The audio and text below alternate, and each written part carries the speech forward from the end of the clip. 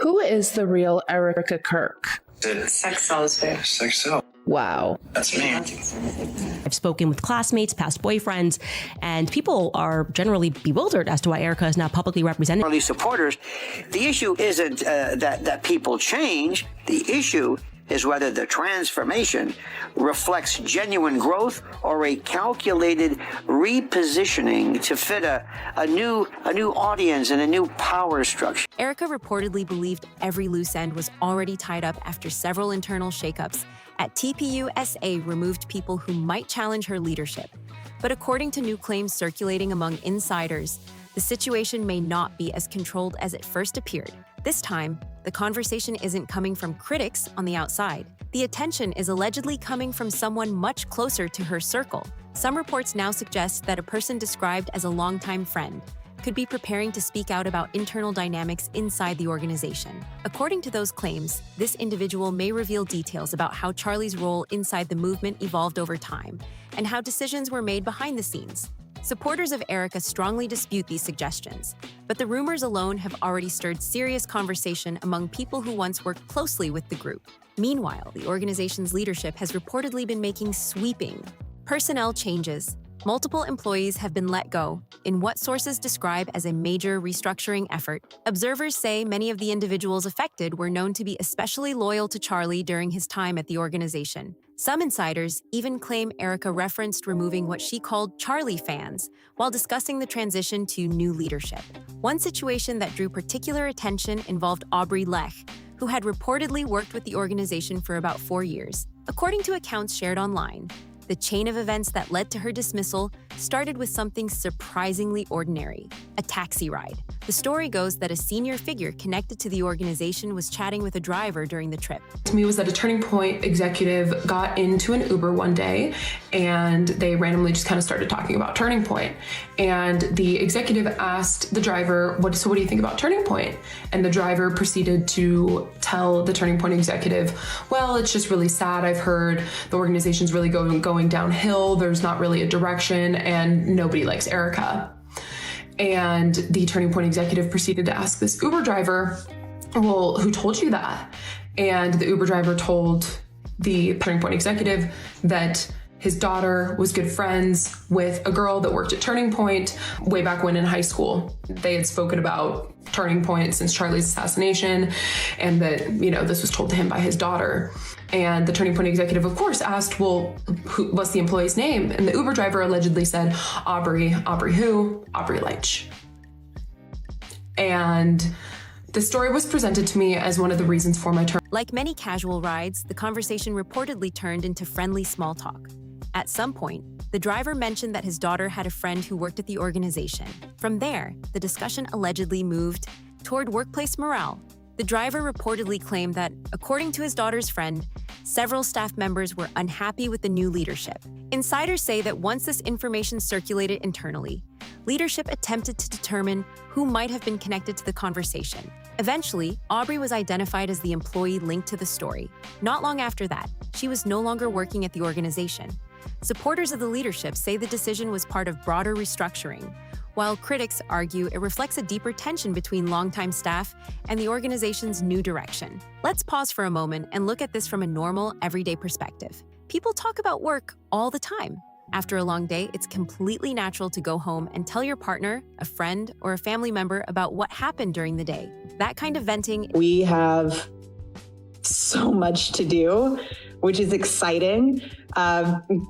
Charlie in heaven is like, you guys thought you had a busy schedule then, just you. Isn't some secret operation or hidden scheme. It's just how people process stress and frustration. And when you consider the difficult circumstances surrounding the organization during that period, the pressure on staff was reportedly intense. According to several accounts, many employees were asked to return to work almost immediately after the tragic incident involving Charlie. There was little time to step back, reflect, or process everything emotionally. In that kind of environment, it's understandable that workers might talk privately with the people closest to them about the changes happening around them. That's why some observers are asking a bigger question. If a casual conversation that indirectly reaches leadership can lead to someone losing their job, Does that mean management is now trying to monitor what employees say in their personal lives? Because if a secondhand comment during a taxi ride can trigger an investigation, critics argue it suggests leadership may be extremely concerned about what information could circulate beyond office.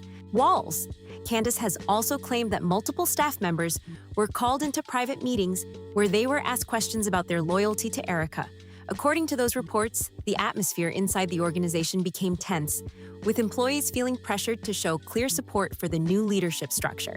One account that drew particular attention involved an employee who said a representative from the organization's legal team arrived directly at her home to inform her that she was no longer employed.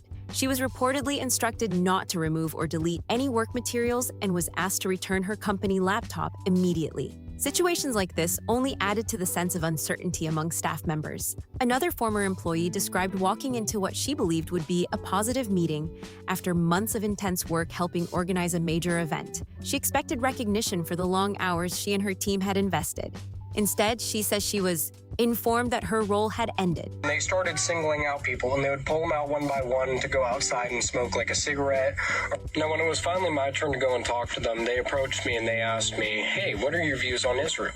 And I just told them, I think Israel's a good country. At the time, I thought so, at least.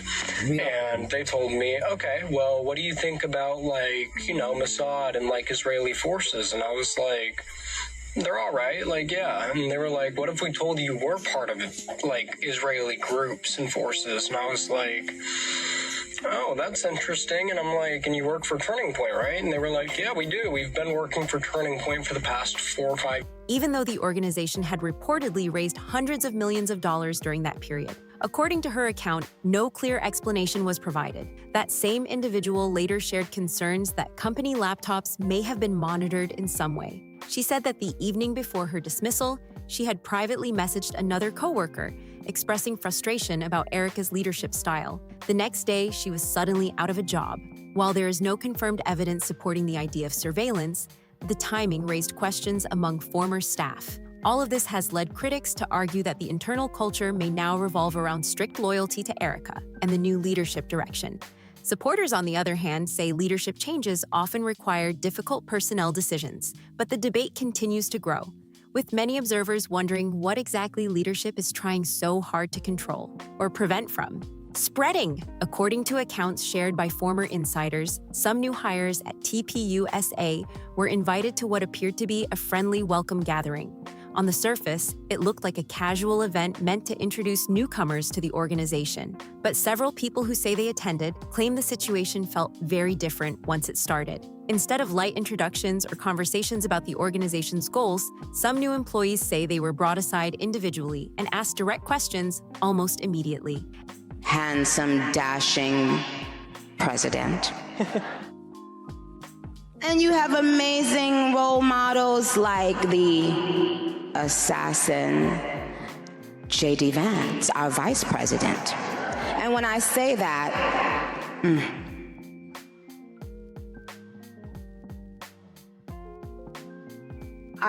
trust me, there's nothing new under the sun that I have not heard, so you're fine. Yes, we did.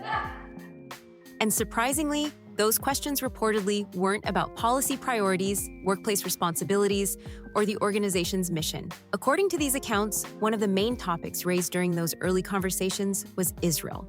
For critics, that detail stood out. They argue that raising such a specific topic before employees had even settled into their roles felt less like a social welcome and more like a type of early screening process. Supporters of the organization, however, say discussions about international issues are not unusual in political circles. Still, the reports have raised questions among people following the situation closely.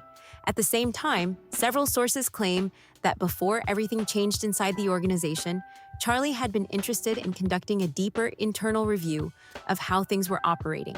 According to those accounts, he wanted to examine the finances, staffing structure, and long-term direction of the group. The goal, they say, was simply to understand where the organization was heading and how it could evolve in the future. Whether that review ever truly began remains unclear. What observers do note, however, is that after Charlie's sudden absence from leadership, that idea of a broad internal review seemed to fade away. In its place, many people say the organization started moving in a noticeably different direction. Some of the new partnerships and public appearances have surprised longtime followers. For example, Erika has been seen interacting with figures who previously had little connection to the organization's traditional circle. I love you. You have to laugh about it, truly. I have been called every single thing, and you know what? God is so good, you let it roll right off your back. And this is what's so beautiful about this moment, because if the internet wants to clip it, who cares? I love this woman. She's an amazing woman. She has a soul and a heart for the Lord, and words are words, but I know her heart, and it doesn't even matter. And you say what you want to say because I know your heart. I do not judge that.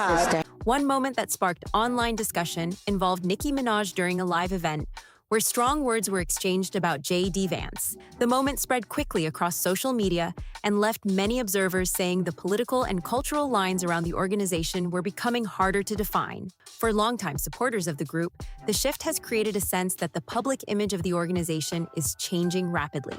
Charlie was widely known for emphasizing a specific kind of public persona around leadership and family life. Those close to the organization often described his ideal partner as someone who preferred to stay out of the spotlight and focus on private life and faith. During Charlie's lifetime, many people believed Erika fit that image well: quiet, reserved, and supportive behind the scenes. But after Charlie was no longer present, observers noticed a visible change in Erika's public presence. She began appearing more frequently at major events, speaking on television programs, and highlighting fundraising numbers, merchandise sales, and organizational milestones. Supporters say she simply stepped forward to lead during a difficult transition. Critics, however, argue the shift felt sudden and dramatic. That contrast is one reason Candace Owens has continued examining Erika's background. According to Candace, people who knew Erika long before her involvement with the organization say they struggle to recognize the version of her that now appears in the public spotlight. Somehow getting drinks was the replacement of having coffee and breakfast. I personally would rather have coffee or brunch with someone than... I think you're a bright light in a very dark place. So let's go grab a mojito. How she never dated. I never dated here because I saw vicariously through my roommate how terrible it was. They describe the change not just as personal growth, but as something that feels carefully constructed over time. Former acquaintances have pointed to stories Erika shared about her earlier life.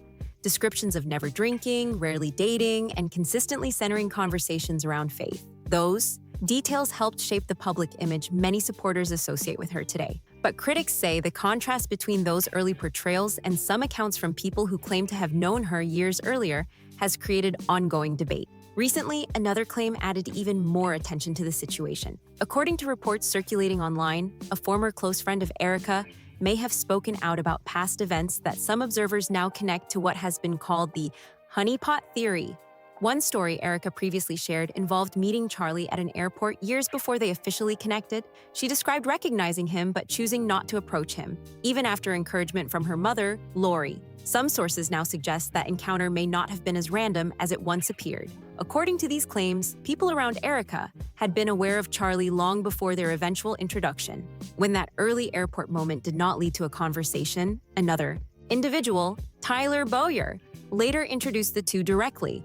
Insiders say Tyler had already spent time speaking highly of Erika to Charlie, describing her as someone who perfectly matched the qualities he had often talked about in a future partner. Supporters dismiss these suggestions as speculation, while critics believe the pattern raises interesting questions about how relationships inside powerful organizations sometimes develop.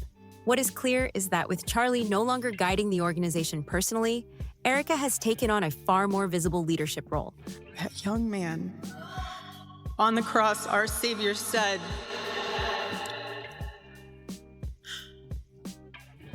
"Father, forgive them, for they not know what they do."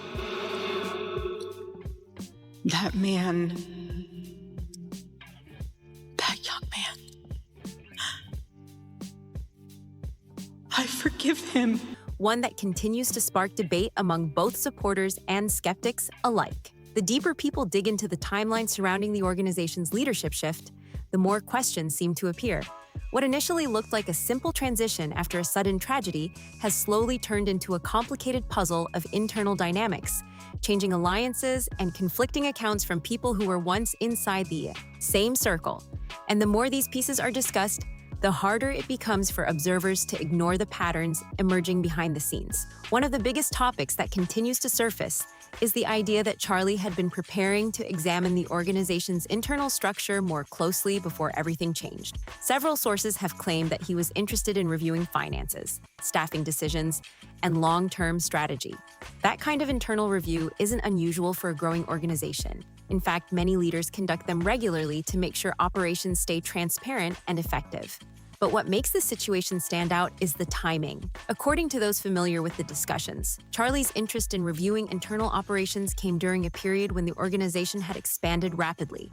With growth came bigger budgets, larger events, and a wider national presence. Whenever a group scales that quickly, leaders often want to step back and evaluate how everything is functioning. Was money being spent efficiently? Were the right people in the right positions? Was the organization staying aligned with its original mission? Those were the types of questions people say Charlie wanted answered. Whether a formal review had already begun or was still in early planning stages remains unclear. What is clear, according to multiple accounts, I will never forget the time I was in Israel with my husband, well, that was the second time, but the first time with my mother on a pilgrimage. And I was standing in the ticket line, and I remember looking behind me, and in the snake of the ticket line was a guy who looked very familiar. I had no idea who he was. And I told my mom, this guy looks so familiar. And as a typical mother, she said, go and say hi. No. We were late for our flight, and I'm not going to come off like a crazy person that's just weird. That ended up being Charlie. Nothing is that after he was no longer present, the conversation around that review quietly faded away. The topic that had once been discussed internally suddenly stopped appearing in conversations altogether. In the months that followed, attention shifted toward a different development entirely. Instead of focusing on audits or structural evaluations, the organization appeared to move quickly into a new phase of leadership under Erika. Supporters describe this as a natural transition where someone close to Charlie stepped forward to protect the movement he helped build. From that perspective, continuity was the priority. The organization needed stability, and Erika was already deeply connected to its mission. But critics see the shift differently. They argue that the pace of changes inside the organization felt unusually fast. Several longtime staff members were no longer part of the team. New alliances began forming, public messaging evolved, and the people who had once been considered part of Charlie's closest operational circle were suddenly far less visible. This is where the conversation becomes more complicated, because when organizations change leadership during a difficult moment, two very different narratives often emerge. One side sees necessary restructuring, the other side sees consolidation of power. Both interpretations can exist at the same time depending on who you ask. Another factor fueling speculation is the growing distance between Erika. The Lori knew exactly what I needed, which was Charlie. And the Tyler knew I would have to be sat down and told that it was a business opportunity, and what the Lori knew was probably everything. And some of the individuals who previously worked closely with Charlie. Over time, more former staff members began speaking publicly about their experiences during the transition period. Some described confusion about the direction the organization was taking. Others said they simply felt pushed out after years of involvement. Supporters of Erika strongly dispute those interpretations. They argue that when any organization evolves, leadership must sometimes make tough decisions about staffing and priorities. According to that view, the departures were not personal but strategic. The organization was adapting to a new phase of growth and needed a different structure to move forward. Still, the conversations didn't stop there. As these debates continued online, another thread began gaining attention: Erika's growing presence in public life. Before the leadership transition, many people associated her with a quieter role behind the scenes. She appeared occasionally at events, but was not the central public voice of the organization. That changed quickly. Erika began appearing more frequently in interviews, attending major events, and speaking about the organization's achievements. She highlighted fundraising numbers, merchandise sales, and the scale of the movement's audience. For supporters, this was simply a leader stepping up during a challenging time. But critics said the shift felt sudden, almost as if a completely different chapter had opened overnight. This difference in perception is one reason the broader debate continues to grow. People who supported Charlie's original vision often ask whether the organization today still reflects the same priorities he emphasized during its early years. Meanwhile, others believe movements naturally evolve, and that new leadership inevitably brings new strategies. And then there's another layer to the story that continues to attract attention: the network of relationships surrounding the leadership transition. Names like Tyler Bowyer have come up repeatedly in discussions about how different individuals within the organization connected with each other over time. Some insiders describe those relationships as normal professional alliances inside a growing political movement. Others believe they played a much larger role in shaping the current power structure. The truth is that large organizations rarely operate around just one person. Even when a founder becomes the public face of a movement, there are always multiple figures behind the scenes helping shape strategy, partnerships, and messaging. That reality often becomes more visible during periods of transition, when the spotlight shifts from one leader to a broader network of decision makers. As more people begin examining these connections, new questions continue to surface. Who ultimately influences the direction of the organization today? Which voices carry the most weight in leadership discussions? And how much of the current strategy reflects Charlie's original plans compared with new ideas introduced after his absence? Supporters say the answers are simple. They believe the organization is continuing the same mission it always had: mobilizing young people, promoting its message, and expanding its national reach. From their perspective, the movement is stronger than ever and simply adapting to a changing political landscape. Critics, however, remain skeptical. They argue that the rapid changes in leadership style, staffing, and public messaging suggest a deeper transformation may be taking place behind closed doors. To them, the shift feels too sudden to be explained by normal organizational evolution alone. That tension between competing narratives is what keeps the story alive. Every new account from a former staff member adds another piece to the puzzle. Every public appearance from Erika sparks fresh discussion about how leadership inside the organization is evolving, and every unanswered question invites people to keep looking deeper. For now, what remains clear is that the organization stands at a crossroads between its past and its future. Charlie's influence shaped the movement during its rise, but the current leadership is now writing the next chapter. Whether that chapter continues the same path or introduces a completely new direction is something observers are still trying to understand. And as more insiders share their experiences and more details emerge about what happened during that critical transition period, the conversation surrounding the organization's leadership is unlikely to quiet down anytime soon. In fact, if anything, the scrutiny appears to be growing stronger with each new claim and each new perspective that comes to light. As the conversation surrounding the organization continues to unfold, more people are revisiting what Charlie believed the movement should represent moving forward. According to several accounts from individuals who followed his work closely, Charlie had started raising deeper questions about the future direction of the organization. Some say he wanted stronger internal oversight and clearer transparency about how decisions were being made behind the scenes. Others claim he was increasingly focused on making sure the organization stayed aligned with the principles that originally fueled its rise. Supporters say those conversations were simply part of responsible leadership.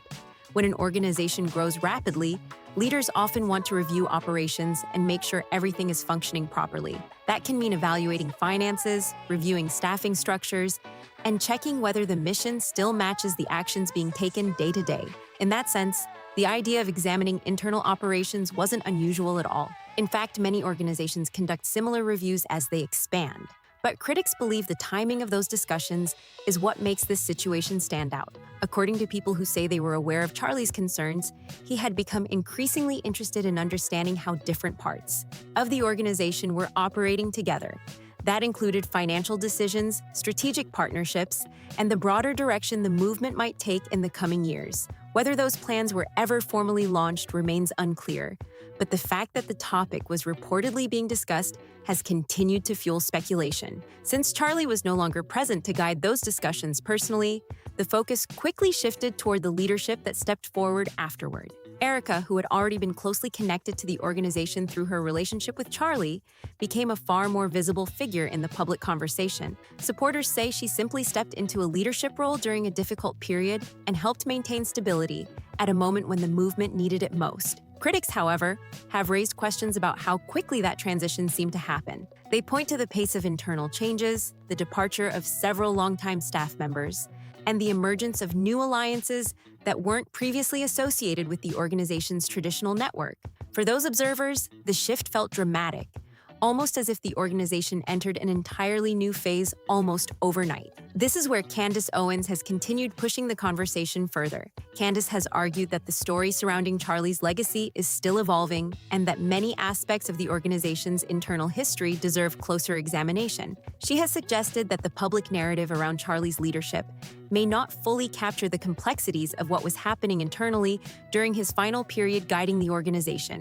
Supporters of Erika strongly disagree with those claims. They say the movement continues to follow the same mission that Charlie helped build, and that attempts to reinterpret events are simply political commentary rather than factual reporting. According to them, Erika has focused on strengthening the organization, expanding its reach, and keeping the movement active during a time when many groups would have struggled to continue. But the conversation doesn't stop there. In recent weeks, reports have circulated that several people who have known Erika for many years may be preparing to speak publicly about their experiences. Some of these individuals are described as longtime acquaintances who knew her well before she became widely known within the organization. Their accounts, if they decide to share them publicly, could add another dimension to a story that already has many competing perspectives. One name that has appeared in those discussions is Tracy Martin. According to some reports, Tracy has been described as a close friend of Erika for more than 15 years. Observers say that if someone with that level of personal history were to speak openly, it could provide insight into Erika's earlier life and how her path eventually connected with Charlie and the organization. At this point, however, it remains uncertain whether those conversations will actually happen in public. These reports have also revived another theory that has circulated in online discussions. Some critics have speculated that Erika may have played a more strategic role in Charlie's life and career than people originally realized. Supporters strongly reject that idea, arguing that their relationship developed naturally and that attempts to reinterpret it are based on speculation rather than verified information. Still, the theory continues to appear in online conversations. It suggests that Erika may have been introduced into Charlie's circle through a series of connections that developed over time, rather than through a single spontaneous meeting. According to those who discuss this possibility, the circumstances surrounding how the two first crossed paths deserve closer attention. Others say the situation has been exaggerated and that personal relationships inside political movements often develop through mutual friends and shared events. Another reason the story continues to attract attention is the broader question of what Charlie himself may have been thinking during his final period of leadership. Several individuals who followed his work closely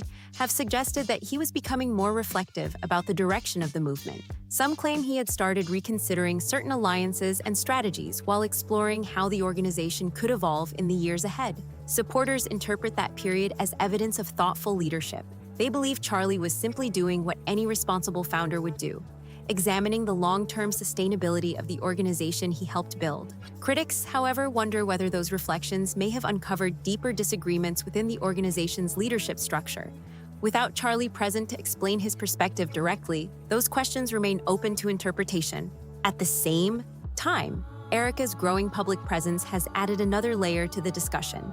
Since stepping into a more visible leadership role, she has appeared at numerous events, spoken publicly about the organization's achievements, and highlighted milestones such as fundraising numbers, audience growth, and expanding programs. Supporters say this demonstrates her commitment to continuing the mission and ensuring the movement remains active. Critics see the situation differently. They argue that the public image of the organization now feels noticeably different from the one people associated with Charlie during its earlier years. Whether that difference represents natural evolution or a deeper transformation is something observers continue to debate. Like many leadership transitions, the answer may depend on which perspective someone brings to the story. For now, the discussion surrounding Charlie's legacy and the organization's future remains far from settled. Each new claim, each new account from former insiders, and each new public appearance by current leadership adds another piece to an already complex picture. Supporters and critics continue to interpret those pieces in very different ways, which is why the story has remained such a major topic of conversation. And that's where you come in. With so many different perspectives circulating from former staff members, commentators, and people who follow the organization closely, the most important question is what you think about everything that's unfolded. Do you believe the leadership transition simply reflects the natural evolution of a growing organization, or do you think there are still unanswered questions about what really happened during that critical turning point? Share your thoughts down in the comments below.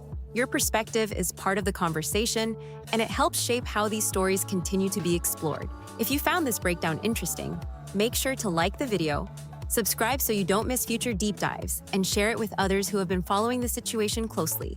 And be sure to watch the next video as well, because the next chapter in this story takes things in an even more surprising direction.